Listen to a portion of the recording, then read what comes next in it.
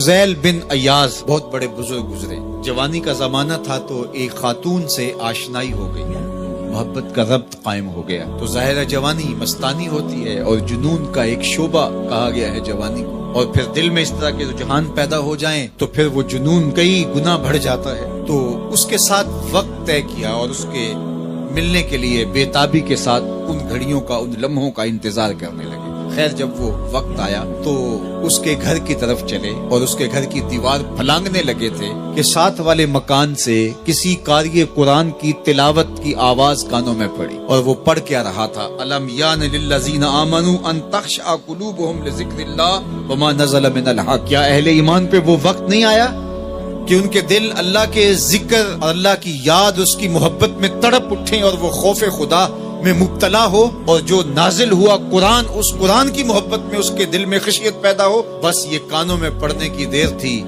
کہ دوبارہ گلی میں چھلانگ لگائی اور کہا میرے اوپر وہ وقت آ گیا ہے، اور جنگلوں کو روتے ہوئے نکلے اور حضرت فضیل بن ایاز پھر ولیوں کے امام قرار پائے. اس آیت نے ان کی زندگی بدل دی. کسی کی 30 سال، کسی کی 40 برس، کسی کی 50 سال، کسی کی 60 سال زندگی یہاں موجود لوگوں میں سے کسی کی اس سے بھی زیادہ اور کسی کی کم. اس آیت کریمہ کو ذرا اپنے اوپر وارد کریں تو اللہ ہمیں نصیب کر دے کہ ہمارے دل تیرے خوف سے کانپ اٹھے اور تیری خشیت سے ہمارے دل لرز اٹھیں، اور قرآن کے ساتھ ہمارا ربط مضبوط اور مستحکم ہو جائے، اور ہم یہ اقرار کرتے ہوئے تیرے حضور حاضر ہو جائیں، مالک وہ وقت آ گیا ہے کہ ہمارے دل تیری یاد سے، تیری محبت سے، تیرے پیار سے مالا مال ہو گئے، اور اپنی باقی زندگی ہم تیرے پیار میں، تیری محبت میں اور تیری یاد میں بسر کریں گے. حدیث پاک میں آتا ہے کہ اگر کوئی شخص اللہ کے خوف سے رویا اور اللہ کے خوف سے رونے کی وجہ سے اس کی پلکوں کے بالوں میں سے ایک بال کی جڑ گیلی ہو گئی تو قیامت کے دن وہ بال کھڑا ہو جائے گا، اللہ یا تو مجھے نکال لے یا اسے جنت عطا فرما دے.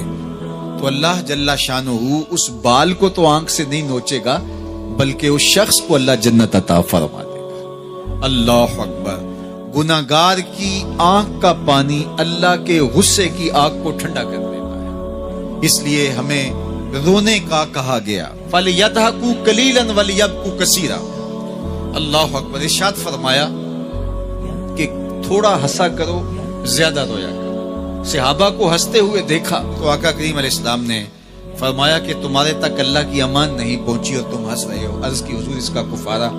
تو فرمایا اس کا کفارہ یہ ہے کہ جتنا ہنسے ہو اتنا ہی تمہیں رونا پڑے گا. میں اور آپ ذرا اپنی زندگی پر غور و تدبر کریں. ہماری زندگی میں ہنسنا زیادہ ہے یا رونا زیادہ ہے؟ سویر سے لے کر شام تک کہے زیادہ ہیں، ٹھٹھے زیادہ ہیں، مذاق زیادہ ہیں، لطیفے زیادہ ہیں، یا عبرتیں زیادہ ہیں؟ تفکر زیادہ ہے، تدبر زیادہ ہے، سوچ بچار زیادہ ہے، یاد الہی میں تڑپنا زیادہ ہے، آنکھوں سے یاد خدا میں بہنے والے آنسو زیادہ ہیں، یا غفلت سے پھوٹتے ہوئے کہے زیادہ ہیں؟ مجھے اور آپ کو اپنی زندگی کا ضرور محاسبہ کرنا چاہیے. ٹھٹھوں سے، مذاق سے ہماری مجلسیں بھرپور ہوتی ہیں. ہم دن میں جتنا ہنستے ہیں کیا اس کا 10واں حصہ بھی ہم تنہائی میں بیٹھ کے اللہ کی یاد میں روتے ہیں؟ اگر ایسا ہے تو مبارک ہو، اور اگر ایسا نہیں ہے تو اللہ سے آنسو مانگو، اللہ سے درد مانگو، اس کی یاد میں رونا مانگو، اس کے ذکر میں تڑپنا مانگو، اس کی محبت میں بے تابیاں مانگو، آنسو مانگو، سسکیاں مانگو، تڑپنے پھڑکنے کی توفیق دے، دل مرتضی سوز صدیق دے.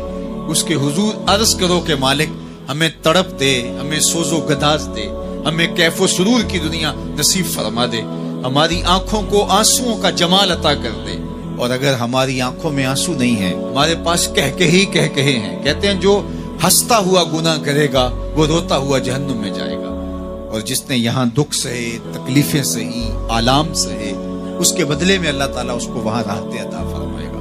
فرمایا کہ مومن کے پاؤں میں کانٹا بھی چبھے تو اللہ جل شانہ اس کا صلہ بھی اس کو قیامت کے دن عطا فرمائے گا.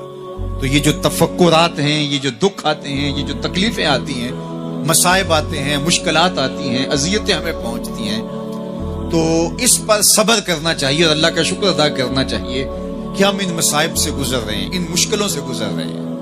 اور اگر کسی شخص کی زندگی میں دکھ ہے ہی نہیں، سکھ ہی سکھ ہیں، تو پھر وہ سمجھے کہ وہ فتنے میں مبتلا ہے. اس لیے زندگی کے اندر یہ آنے والی تکلیفیں، زندگی میں ملنے والے دکھ، اذیتیں، یہ اللہ تعالیٰ کی طرف سے ہمارے اوپر ایک انعام ہے، اور اللہ تعالیٰ جل شانہ اس کے بدلے میں ہمیں آخرت میں صلہ عطا فرمانے والا ہے۔ تو فرمایا ہوا رجل ذکر اللہ خالیا ففاضت عیناہ، وہ شخص جس نے تنہائی میں بیٹھ کے اللہ کا ذکر کیا، اللہ کو یاد کیا، اور پھر کیا ہوا؟ فرمایا اس کی آنکھوں سے آنسو ٹپکنے لگے۔ تو میرے اور آپ کے آقا و مولا نے فرمایا قیامت کے دن جب کوئی سایہ نہیں ہوگا، یاد الہی میں رونے والے کو اللہ اپنے عرش کا ٹھنڈا سایہ عطا فرما دے گا۔ تو یہ رونا بہت بڑی دولت ہے، یہ بہت بڑی سعادت ہے۔